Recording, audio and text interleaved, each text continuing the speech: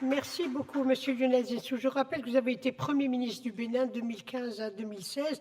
Merci beaucoup, Monsieur Zinsou, pour ce regard sur le temps long, ce regard intergénérationnel donc de l'histoire. Merci pour ce plaidoyer pro domo pour une vision afro-optimiste. Je retiens l'idée « Nous sommes un continent de tous les possibles ». Ouais, c'est vraiment une très belle phrase. Nous sommes un continent de tous les possibles. Merci aussi d'avoir décrypté donc l'effet de démondialisation avec l'effet de concurrence des pays émergents sur notre région, sur l'Afrique, d'avoir rappelé ce chiffre. Il faut 90 milliards de dollars pour une mise à niveau donc de l'Afrique. Cet argent, on peut le trouver dans l'épargne courte ou l'épargne longue, surtout l'épargne longue donc de l'Afrique elle-même.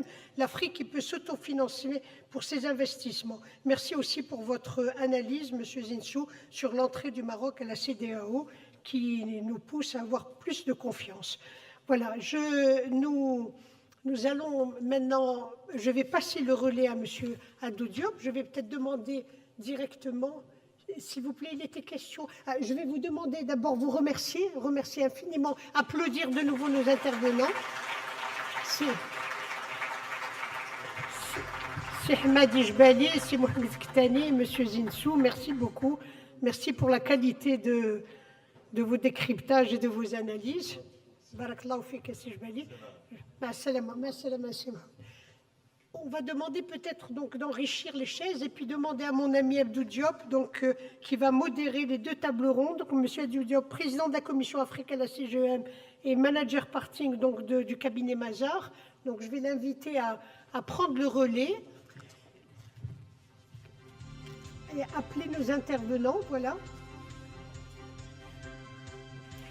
Je voudrais juste annoncer que Monsieur le Premier ministre, chef de gouvernement Saïd El-Othmani, va nous rejoindre vers 12h30. Donc nous terminons cette table ronde, nous essayons d'accélérer un peu parce que nous sommes un peu en retard. Mais ce sont les... Voilà, salam.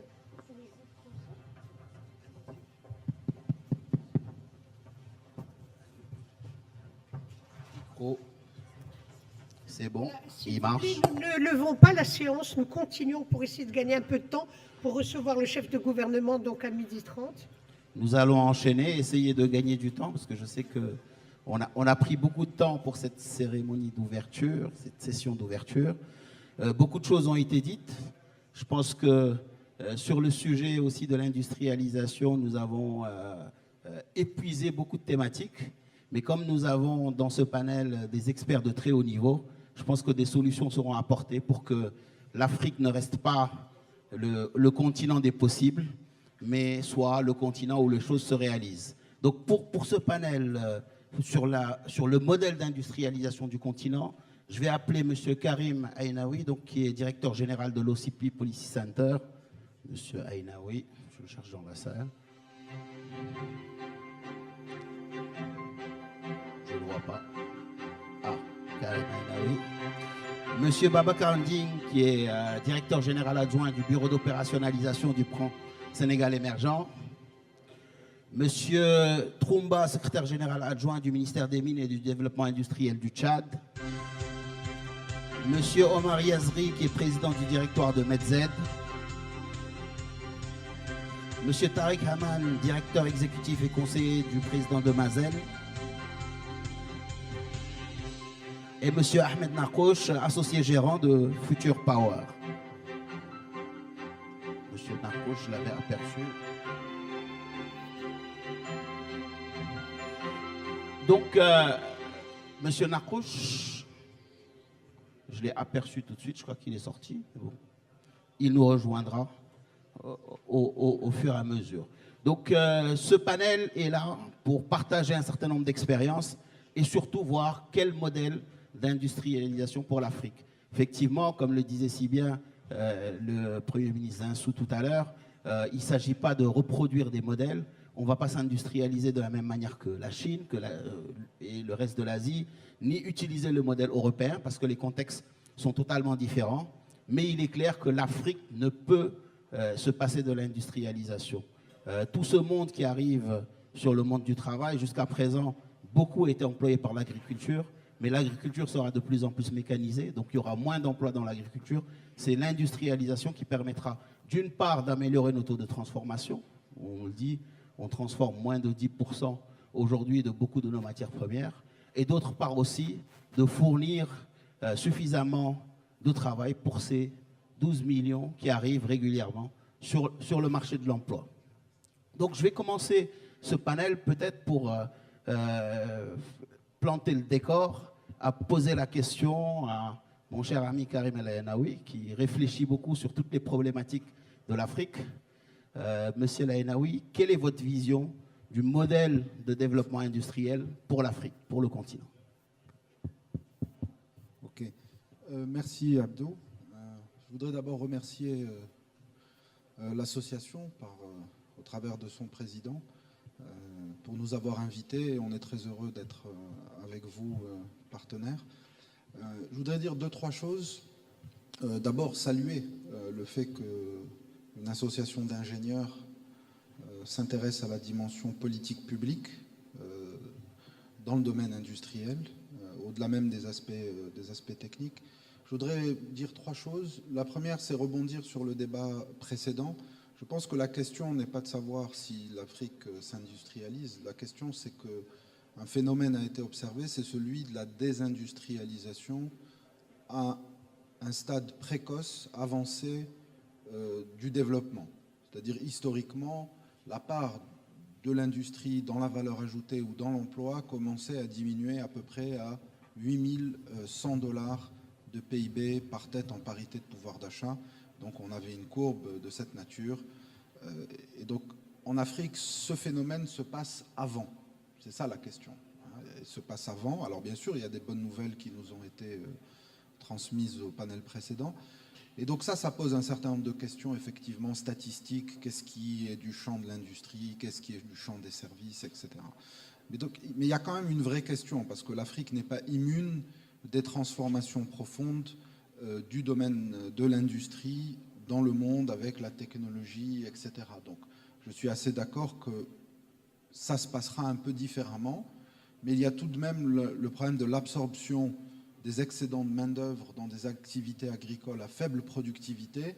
Le schéma classique qui était celui, on a un déplacement de la main-d'œuvre vers l'industrie dont la productivité est plus élevée et reste intensive en main-d'œuvre, se posera. Il faudra trouver un certain nombre d'emplois massivement non qualifiés pour l'ensemble de ces migrants du secteur de l'agriculture. Donc il y a un défi politique, finalement, parce que les électeurs en Afrique sont essentiellement des ruraux. Donc les gouvernements doivent aussi trouver une solution à ça, et il y a un problème de vitesse par rapport à ça. Le deuxième point que je voulais faire, c'est un point sur les politiques publiques. On a une expérience au Maroc sur la politique industrielle qui est assez largement une offshoreisation, si vous voulez, pour résoudre des problèmes dans la conduite de politiques sectorielles ou industrielles. C'est-à-dire quand on a des problèmes de terre, d'accès aux facteurs de production, on va dégager une zone industrielle qu'on va imperméabiliser par rapport à la pression ou la concurrence, la compétition qui existe sur ce facteur de production. Ça marche, il y a des résultats, mais c'est complexe. La politique industrielle, ça veut dire mettre bout à bout plein de chaînes de politique publique ensemble, et ça pose des problèmes de coordination très très importants et très compliqués. Et il ne suffit pas de volonté. C'est-à-dire que souvent, on a un volontarisme qui semble être la solution aux difficultés. Moi, je ne crois pas à ce volontarisme, il est nécessaire. Il est aussi enthousiasmant, il est même un peu populiste, je dirais, pour être un peu dur. Mais la question qui se pose, c'est la qualité de nos politiques publiques. Aujourd'hui, on le voit bien, et c'est ressorti du premier panel, et ceux qui sont actifs dans le secteur privé le sentent bien, que c'est beaucoup plus complexe, qu'il y a une myriade de conditions pour réussir des projets industriels complexes, et que c'est bien ça la capacité des politiques publiques à réussir. Et ça, c'est pas facile à faire, et je pense qu'en Afrique, il y a une vraie question d'intégration des politiques industrielles et de la prise en compte de leur complexité, et aussi de faire des politiques publiques. On ne peut plus faire du top-down. Il faut faire des politiques publiques avec les populations. Le titre de votre session, c'était « Inclusivité ». Donc il faudrait des espèces de laboratoires de politique publique dans lesquels vous mettez tous les stakeholders. Et c'est aussi très fortement lié à l'espèce de révolte contre l'expertise qu'on a pu voir et qui a donné certains résultats politiques dans les pays avancés d'ailleurs. Donc on ne peut plus faire des politiques qui sont designées sous un point, mais là je vais un peu teaser nos amis ingénieurs. Ce n'est pas un problème de planification et d'exécution d'un plan avec un PMO. C'est aussi un problème politique, c'est aussi un problème d'emploi, et c'est aussi un problème extrêmement complexe où on doit avoir le buy-in des populations. Et ça, je pense qu'on a quelques expériences réussies au Maroc. Mazen est un modèle. Tout ce qu'on a fait autour de l'automobile est un modèle.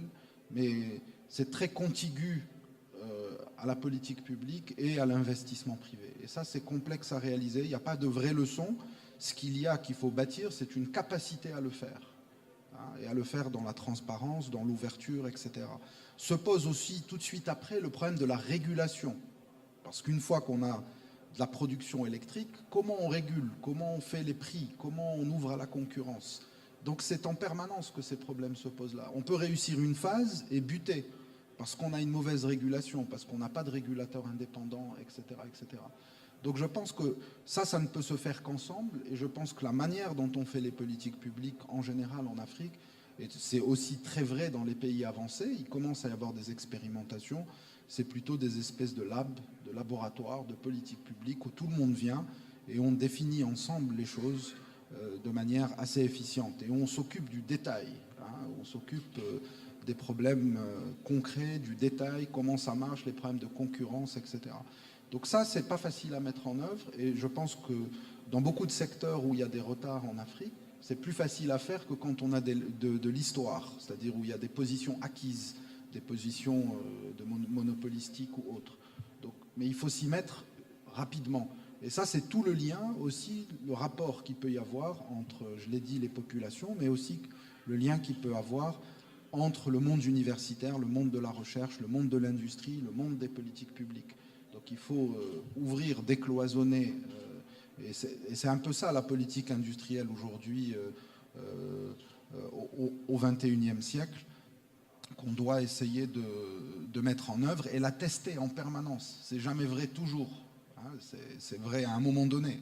Renault aujourd'hui, je vais prendre cet exemple pour conclure, Renault aujourd'hui c'est un beau succès, mais très vite, les conditions qui ont conduit à l'investissement par exemple de Renault, mais ça pourrait être dans le solaire ou autre, très vite ces conditions vont être remises en cause par l'émergence ou la mise en place de ces conditions dans un autre pays.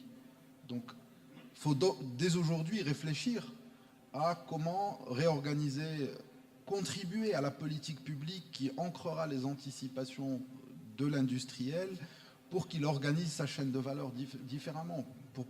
Pour aller être plus spécifique, si vous prenez tout ce qui est opération simple de câblage, etc., intensif en main-d'œuvre, très vite ces choses-là peuvent être mises dans une chaîne de valeur vers des pays d'Afrique de l'Ouest, par exemple. Mais ça suppose qu'on puisse cumuler la valeur ajoutée pour garder les règles d'origine avec nos partenaires européens. Donc il y a une dimension de cette nature. Il y a une dimension logistique, il y a une dimension probablement financement de cet investissement, etc., etc. Donc ça, il faut anticiper tout de suite. Il ne faut pas attendre. C'est-à-dire qu'on est compétitif aujourd'hui. Dans 3-4 ans, les cartes peuvent être complètement redistribuées et il faut bien comprendre ce que l'investisseur a dans sa tête. Ce n'est pas nous qui le décidons, c'est l'investisseur qui le décide. Et c'est lui qui organise sa chaîne de valeur au plan global. Le même exemple peut être vrai dans l'aéronautique, etc. Donc je pense que cette capacité, avec, comme on a ici, des gens qui viennent de différents horizons, qui ont tous une petite partie de la chaîne, il faut qu'on puisse avoir des structures, des méthodes, des manières de travailler qui permettent de mettre tout le monde ensemble. Merci.